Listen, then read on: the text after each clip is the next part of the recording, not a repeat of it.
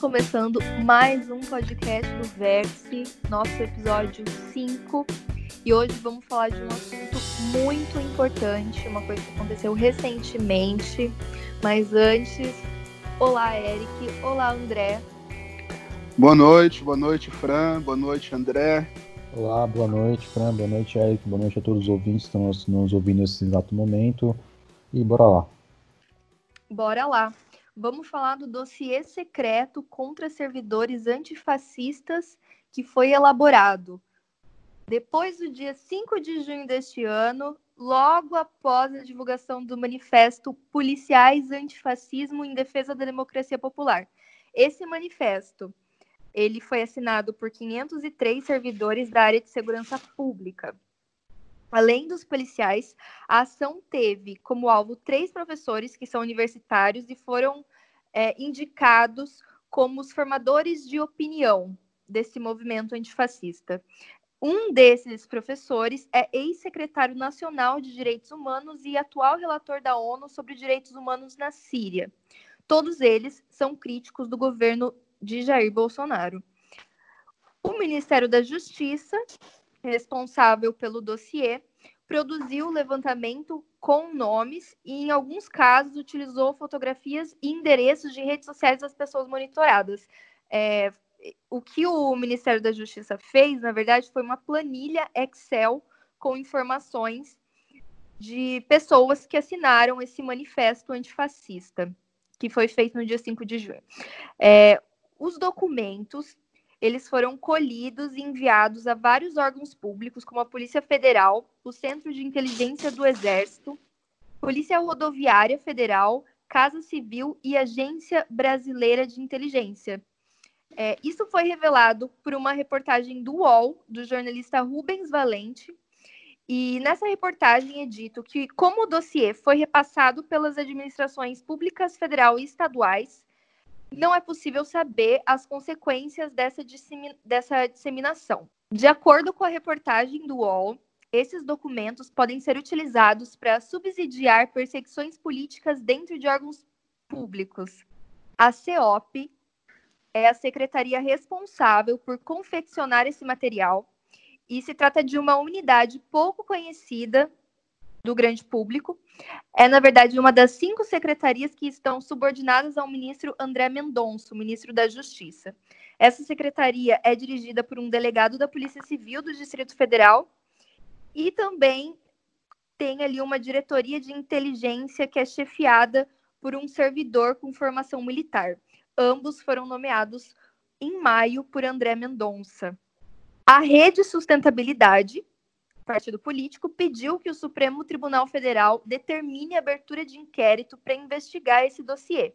Na solicitação, a rede diz que o governo federal promoveu perseguição política contra funcionários. O Ministério Público Federal também vai apurar o dossiê.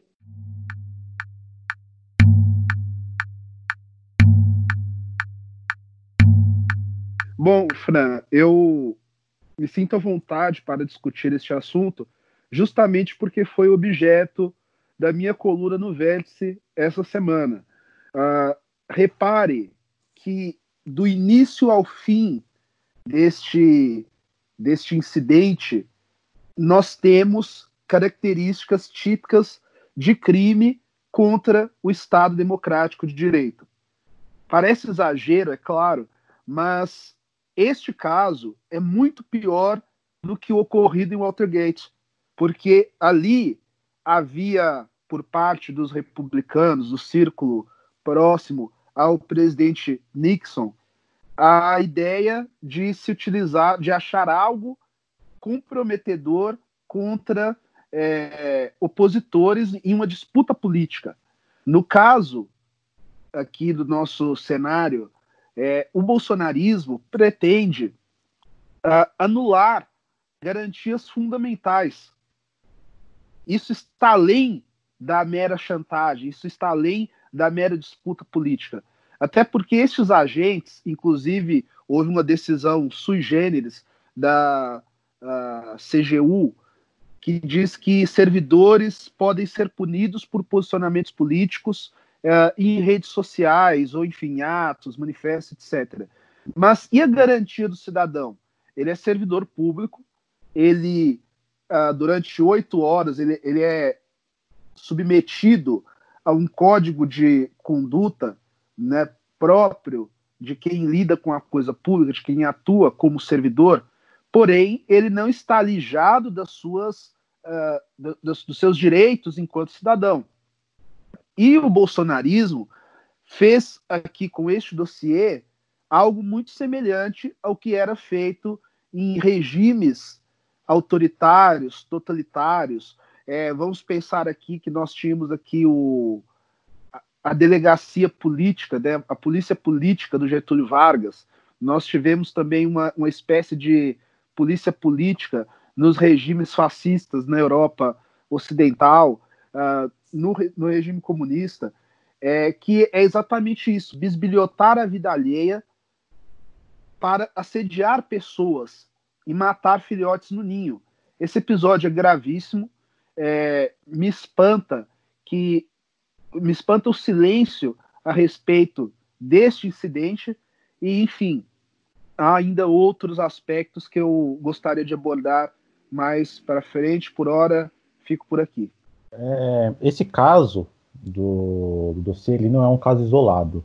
Lembremos que ocorreu uma situação praticamente igual aqui no estado de São Paulo, onde um deputado, o conjunto com o seu gabinete, formou um dossiê para intimidar manifestantes do grupo antifascista. Existia esse dossiê, um documento com mais de 500 páginas, com fotos das pessoas, endereços das redes sociais, e-mail, sobretudo também telefone. Então, é uma prática, é uma praxis que está sendo cada vez mais recorrente. E como não aconteceu nada em relação ao deputado em questão, logo, eu acho que esse caso em si não dará em muita coisa em relação à possível investigação por parte do poder público em relação a esse caso, que é absurdo, porque esse tipo de prática é tipicamente de governos autoritários, governos fascistas, governos totalitários, é praticamente uma prática que você vê em relatos da própria KGB, você documentar quem são os inimigos, as pessoas que devem ser observadas, as pessoas que devem ser vigiadas. Então a gente consegue notar que o governo Bolsonaro, de maneira geral, no nosso tempo, né, no nosso contexto em geral, está migrando, inevitavelmente, para um contexto de repressão e até de supressão, de intimidação, né? Então, e isso é sim algo gravíssimo, isso atenta sim contra o Estado democrático de direito, onde nós temos um governo que utiliza de recursos para fiscalizar e também intimidar opositores por meio de levantamento de dossiês com informações pessoais dessas pessoas e utilizar isso para qualquer fim que eles sejam. Então, a gente está vivendo em situações muito, muito preocupantes e gravíssimas, né? Só que, por conta desse histórico, eu dificilmente creio que o poder público vá se mover para tentar contestar esse tipo de situação.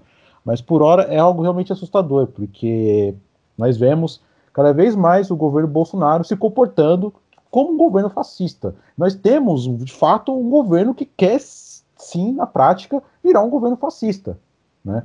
E fico ainda embasbacado, né, perdendo a palavra, esse governo tem apoio de setores como certos ditos liberais, né, de apartamento de condomínio fechado, tem apoio na classe empresarial, né, ainda tem apoio de certos setores importantes que ainda viabilizam esse governo, que é um governo que cada vez mais é um governo com tendências fascistas. Saiu agora há pouco uma notícia no UOL, dizendo que o André Mendonça negou a investigação e disse que ficou sabendo do dossiê através da imprensa. Ele disse em entrevista à Jovem Pan que é rotina que se produzam relatórios para prevenir situações que gerem insegurança para as pessoas com potenciais de conflito, depredação, atos de violência contra o patrimônio público. Então, por isso, seria um procedimento padrão, mas ele negou que existe essa investigação, né? Disse que ficou sabendo pela imprensa, abre aspas. Tomei conhecimento desse possível dossiê pela imprensa. Não era algo de que nós tínhamos conhecimento no Ministério.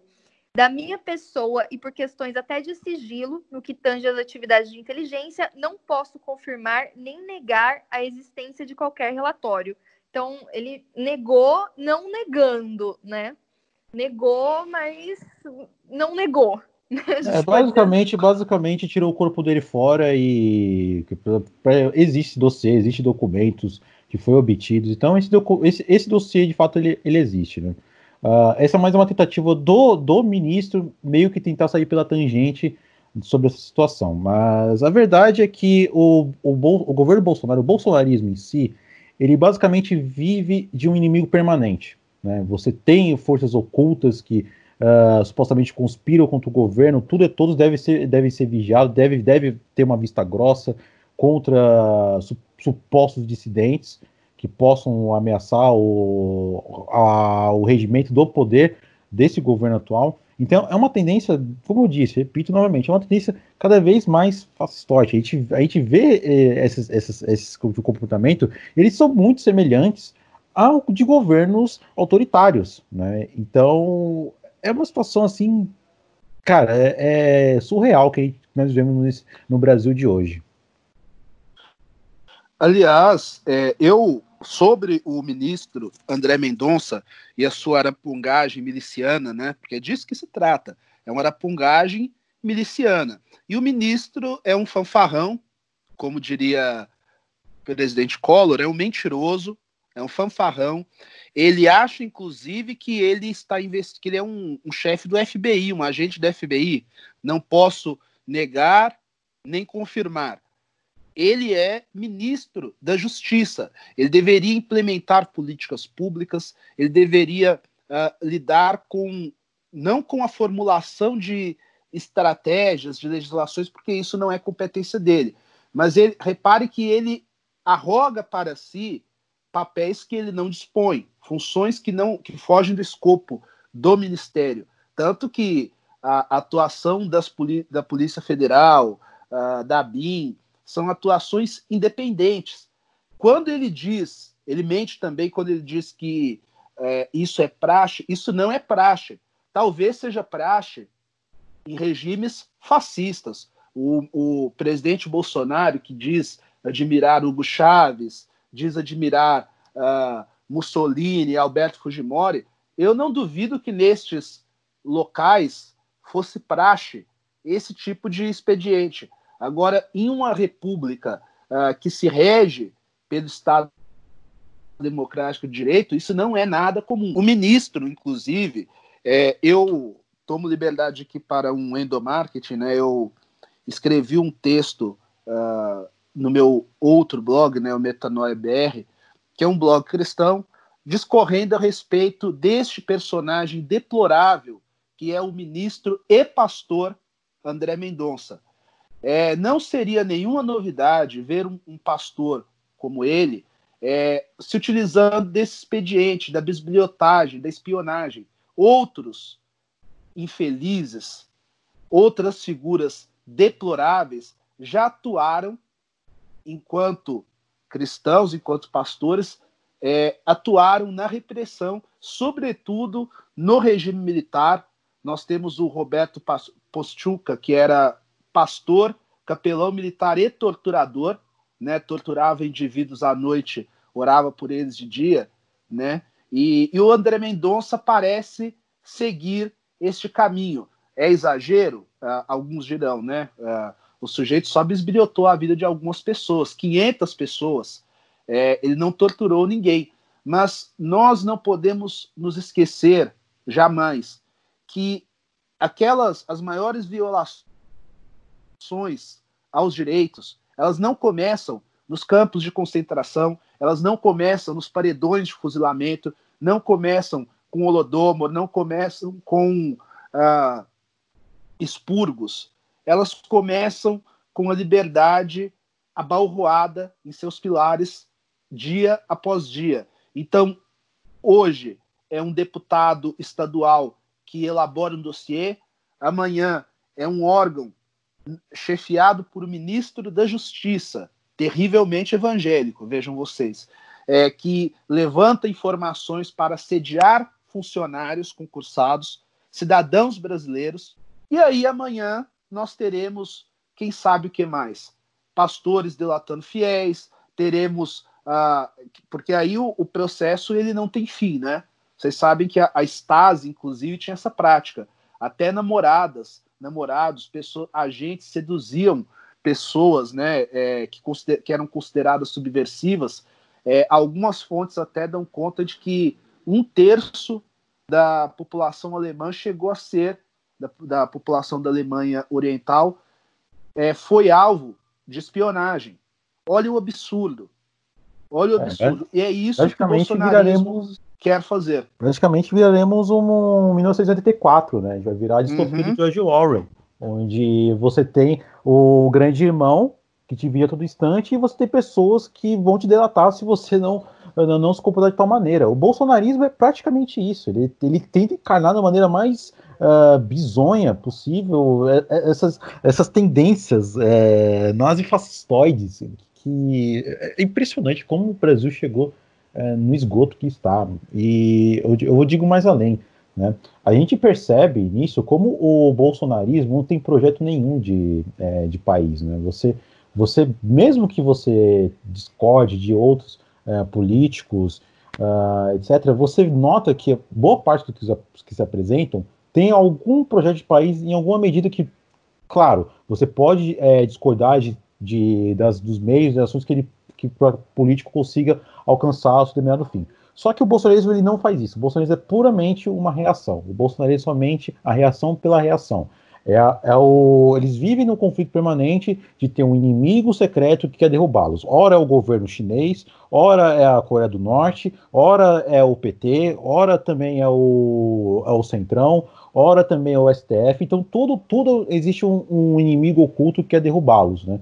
E esse tipo de narrativa corrobora o bolsonarismo, né, na figura do seu presidente Jair Bolsonaro, a utilizar do seu expediente para impor esse tipo de prática de violação de privacidade e de intimidação. Então, a partir do momento que você utiliza essas informações para você montar um dossiê contra funcionários públicos, né, do Estado, servidores públicos do Estado, né, para vigiá-los e até intimidá-los por questões ideológicas, a gente já passou do aceitável. Fica bem claro, só queria ressaltar aqui que é bem claro que o ministro está mentindo, porque o jornalista Rubens Valente, do UOL, um jornalista investigativo que já tem uma longa carreira, ele recebeu esse documento, né?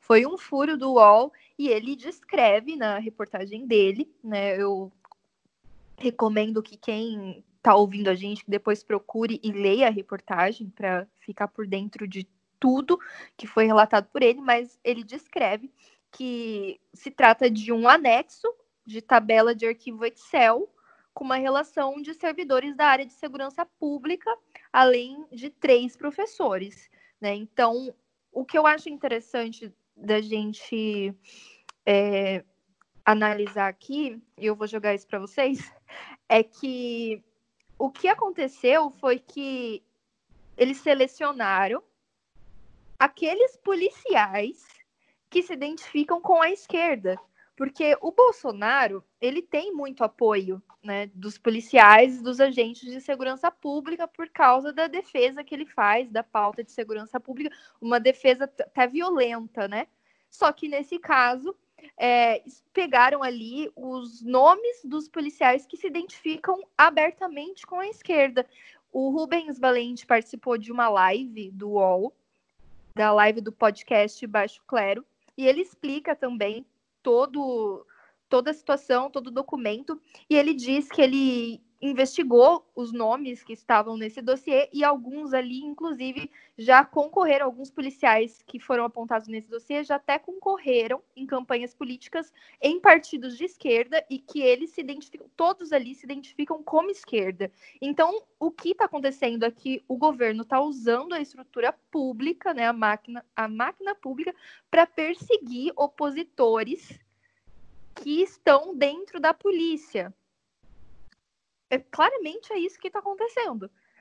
É o governo utilizando toda a máquina estatal para intimidar e perseguir aqueles que não estão apoiando o governo, dentro daquele hall, daquela bolha que notoriamente apoia o governo em sua maioria, né? Então, não tem como a gente falar isso de outro jeito. O governo está perseguindo a oposição mais uma vez. Essa perseguição está acontecendo em várias frentes, né? Mas nesse caso do André Mendonça, é uma perseguição com policiais de esquerda. E o André Mendonça mente descaradamente, né? Como que ele não sabe? Como assim não pode falar, não sabe? Se já teve um jornalista que viu esse documento, teve acesso ao documento, né? O Rubens Valente também conta que esses relatórios foram colocados sob sigilo, sob restrição, né, para justamente dificultar o acesso da imprensa através da lei de acesso à informação. Então, quem pede informações sobre isso ao Ministério da Justiça não consegue, porque toda essa documentação está como sigilosa.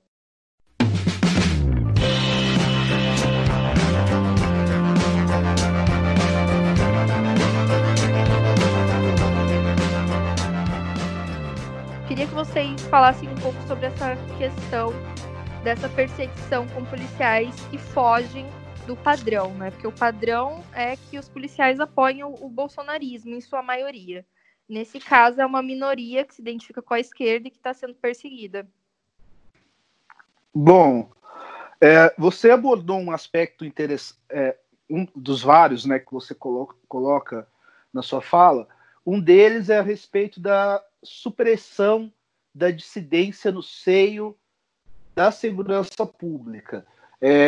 Nós tivemos em eventos recentes aqui que demonstram, que tornam inequívoca a influência do bolsonarismo, sobretudo nas polícias militares, também nas polícias civis, mas sobretudo nas polícias militares. Nós tivemos aquele levante, aquele motim no Ceará, que foi vergonhosamente apoiado pelo comandante da Segurança Nacional, das Forças de Segurança Nacional, da Força de Segurança Nacional, que é marido da Carla Zambelli, né, foi nomeado pelo presidente, pelo ex-ministro Sérgio Moro, né, não podemos esquecer, né, e depois disso, o próprio bolsonarismo na campanha, ele encapava certas bandeiras da banda podre da polícia, como, por exemplo, excludente de ilicitude, apoiado por Sérgio Moro, também não podemos esquecer,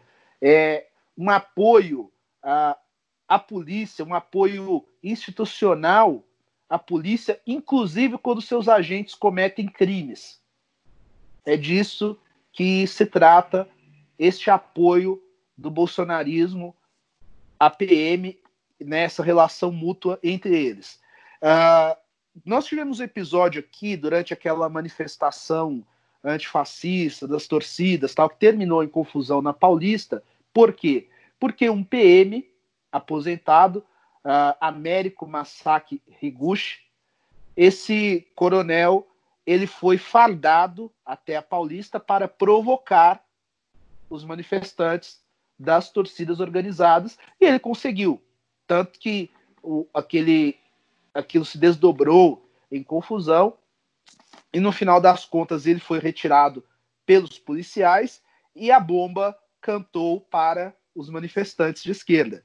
E eu falo aqui sem nenhuma pessoalidade, porque não sou de esquerda, mas os fatos são estes. O bolsonarismo, ele tenta talvez fazer uso e muitos defendem a tese de que o bolsonarismo e o próprio Jair pensam em utilizar as polícias como milícia. Então, repare que todo o discurso do presidente se dá nesse sentido, inclusive para o caso de eventual deposição, porque isso está no horizonte também. Um impeachment, uma cassação por parte do TRE, tudo isso está no horizonte. E aí quem apoiaria o presidente? As polícias militares, né? Pessoas que comungam daquela visão truculenta, de barbárie que o presidente fomenta. Um outro aspecto ainda nessa discussão, também não podemos fugir dele, é que o policial, ele tem o direito ou não de manifestar visões políticas dentro daquilo que não fere o código de honra da corporação e a própria legislação. Agora, no caso do bolsonarismo, eles, ao mesmo tempo em que tentam aparelhar as PMs, eles se dedicam também a expurgar os dissidentes. Porque aí você tem, né, desse dossiê, casos de policiais militares, por exemplo, uma corporação arcaica na sua formação, na sua base, que se identificam com a esquerda e que sofrem assédio por conta desse dossiê. Por conta desse dossiê.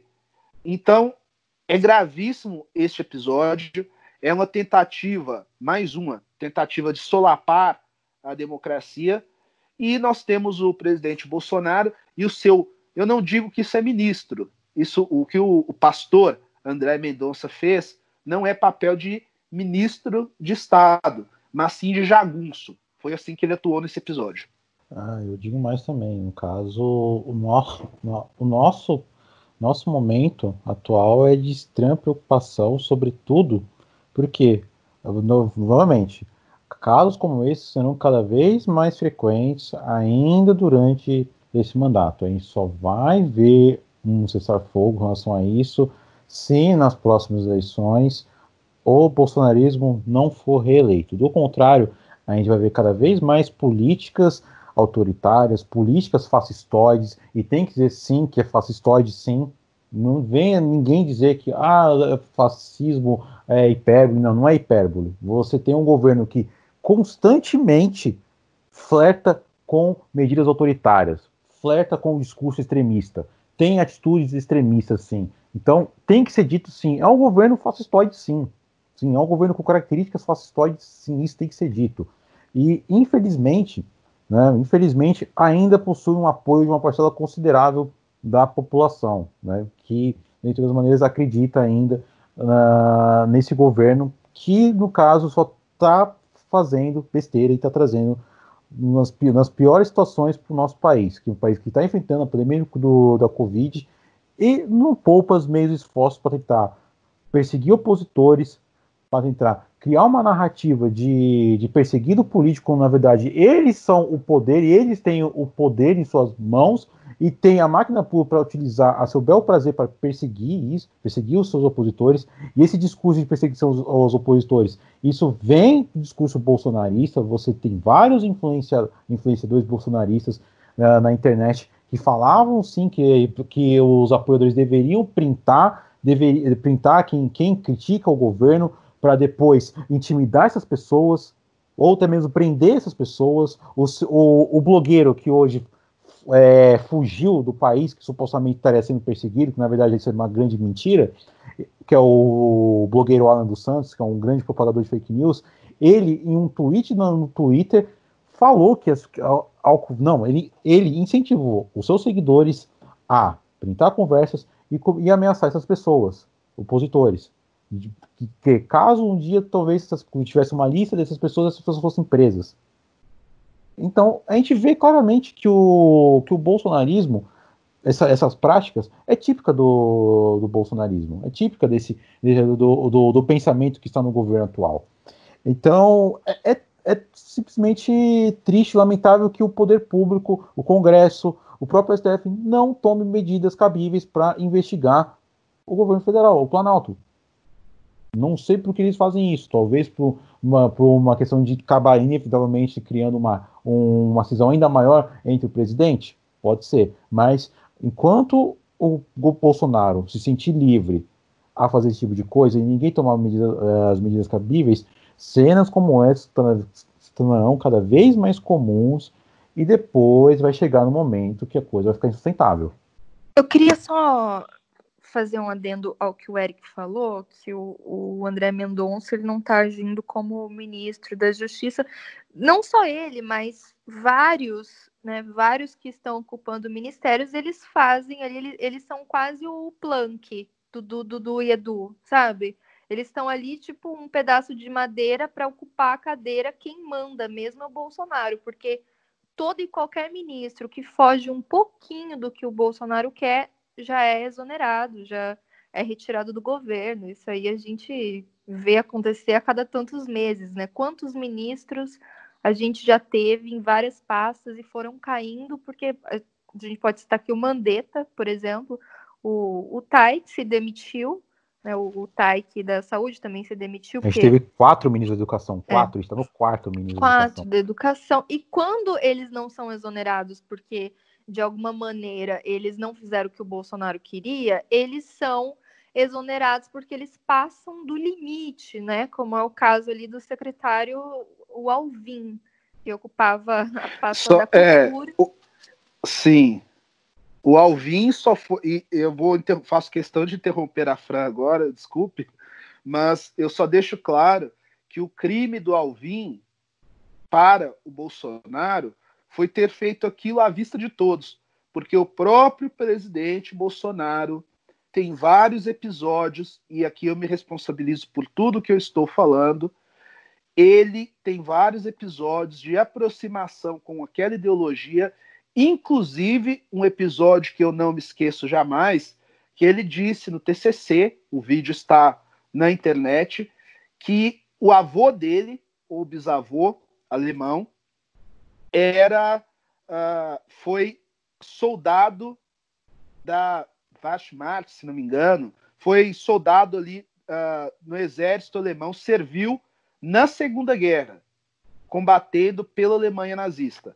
O Jair Bolsonaro disse isso. E a história que piora, daria até outro podcast, porque a história piora simplesmente porque é mentira. O bisavô alemão do Bolsonaro, Karl Heinz, ele era um alemão que chegou aqui, quando ocorreu a Segunda Guerra, ele já tinha uns 50, 60 anos, portanto não combateu na Alemanha. E ao contrário, ele atuou em um jornal, trabalhou em um jornal pós-abolicionista, um jornal que lutava pelo direito dos negros libertos. Repare que esse presidente tem um problema psicológico, porque ele tem um bisavô, um cidadão, um imigrante que foi para Campinas e chegando lá trabalhou em um jornal que lutava por direitos humanos, e aí o Bolsonaro prefere mentir dizendo que o seu bisavô era nazista. Então, fica aqui o questionamento. É basicamente isso, né? Qualquer ministro hoje que está ali no governo não pode exercer livremente, digamos assim, o seu papel de ministro. Tem que seguir as ordens diretas e fazer tudo que o Bolsonaro quer, né?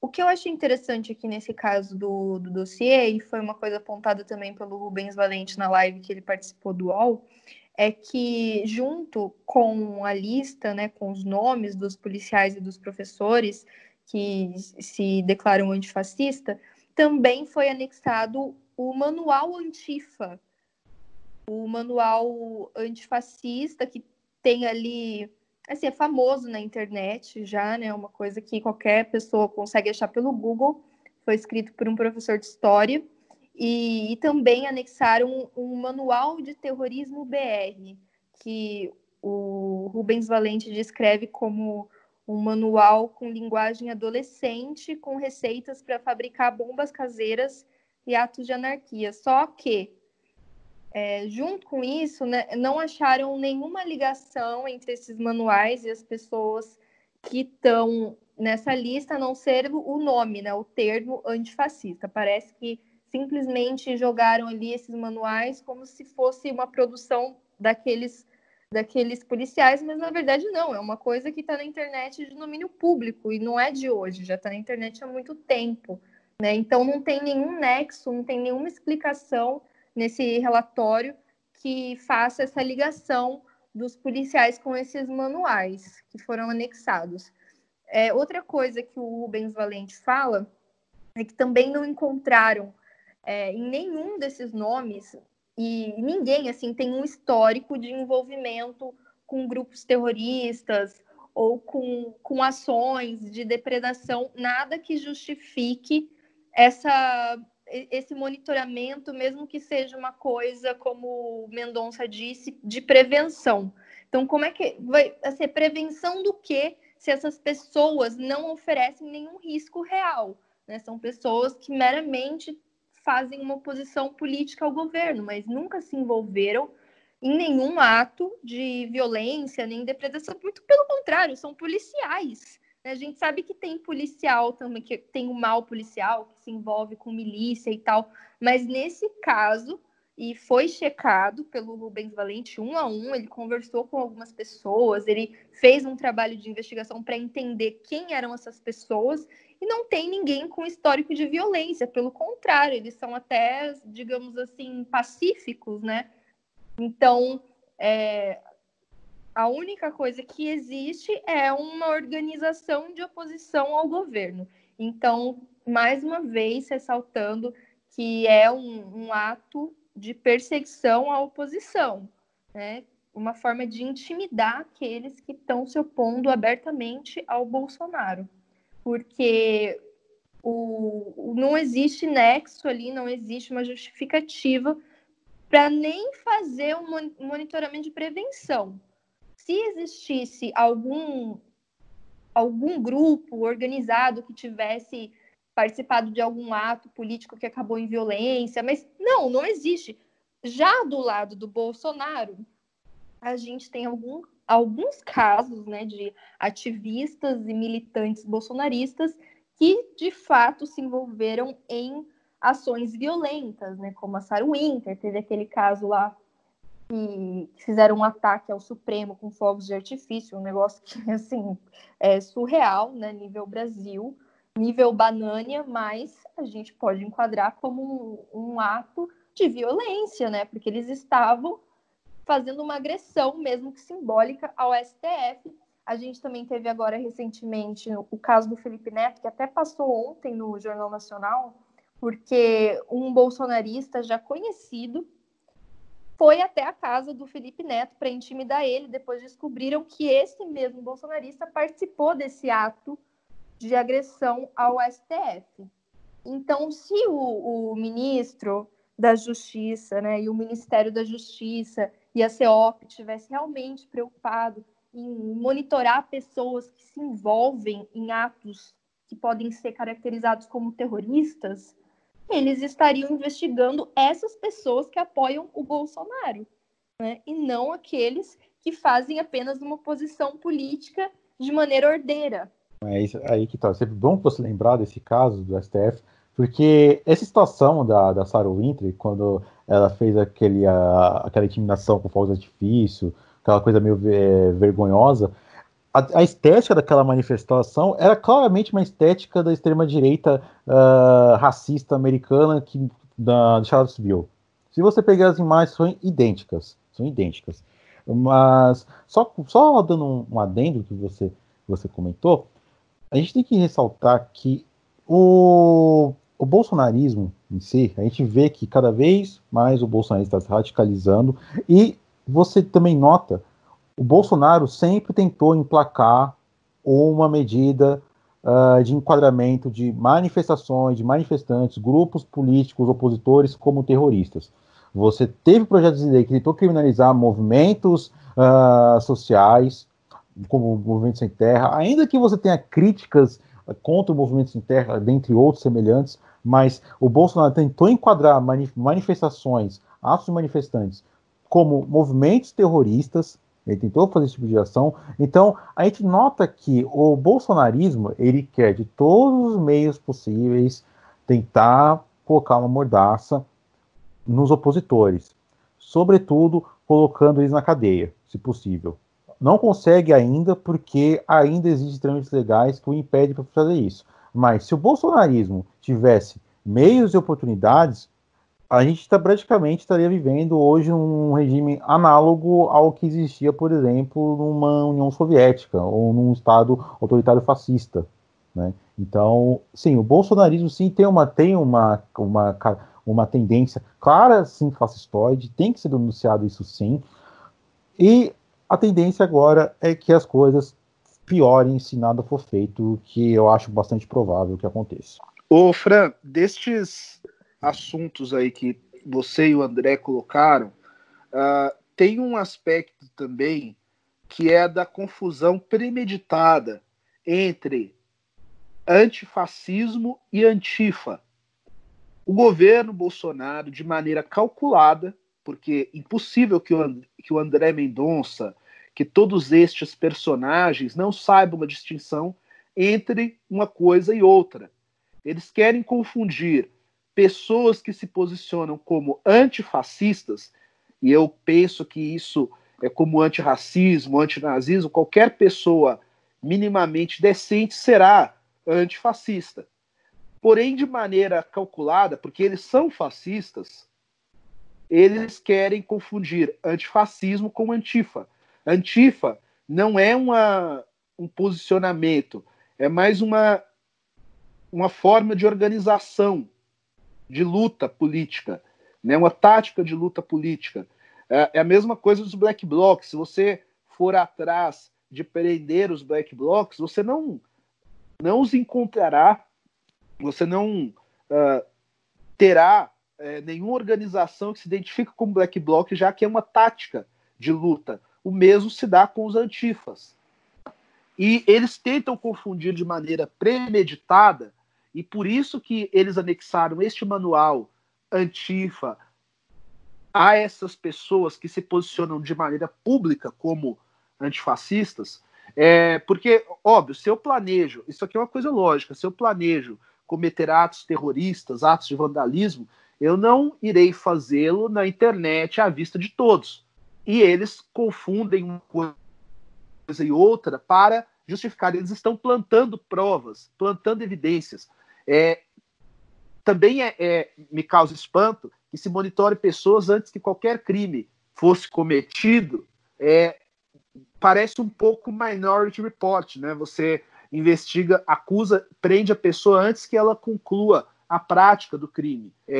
E mais, né? Um dos citados aí é o Paulo Sérgio Pinheiro, histórico ativista de direitos humanos, cientista político, sujeito mais se qualificado, presidiu a Comissão Nacional da Verdade, é conselheiro da ONU, atua no Comitê da República Síria na Organização das Nações Unidas, e é um idoso, ele tem o quê? 76 anos. Vocês imaginam o Paulo Sérgio Pinheiro atirando coquetel Molotov na rua? Sabe? Isso é absurdo. Então, o que o governo tenta fazer é confundir os conceitos justamente para que as pessoas não questionem as suas táticas, os seus posicionamentos que são fascistas. E a respeito disso, o André colocou muito bem que há uma divergência a respeito do termo, e por isso eu recomendo aqui um vídeo do Normose que fala sobre o fascismo eterno. Procurem no YouTube, canal Normose, um vídeo excelente, explicando o que aproxima Bolsonaro deste conceito, que não é exatamente o mesmo de Mussolini, não é exatamente o mesmo de Hitler, mas ele carrega nuances que se aproximam desse contexto que é o fascismo eterno. Então não espanta que ele faça esse tipo de coisa, não espanta que o seu ministro atue como jagunço, e não espanta que ele consiga se ocultar exatamente na lentidão do processo, porque sempre que for questionado, ele dirá que não prendeu ninguém. Não prendeu ninguém ainda. Isso é uma questão de tempo, e os fatos deixam isso muito claro.